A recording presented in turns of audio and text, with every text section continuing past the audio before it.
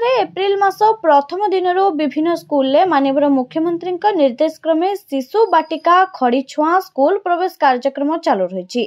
सेहीपरि कसीपदा सरकारी उन्नत उच्च प्राथमिक विद्यालय यह कार्यक्रम अनुष्ठित हो जाइछि।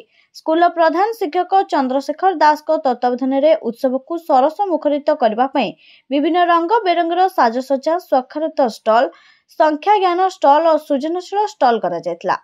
आवश्यक बौद्धिक विकास निमंते एभली प्रयास रे पिलामानकर स्कूल को आसिबा और पढ़िबा दिगरे आकृष्ट करथिला। बाजा बजाई फूल चंदन दे पिलामाननको स्कूल को पाछटी अणा जायतिला। विद्यालयर परिचालना कमिटीर सभापति रतिकांत नायक, उपसभापति सुमिता गिरी सरकारଙ୍କ द्वारा आहूत शपथ पाठ कराई अभिभावकों को धन्यवाद जणाइथिले।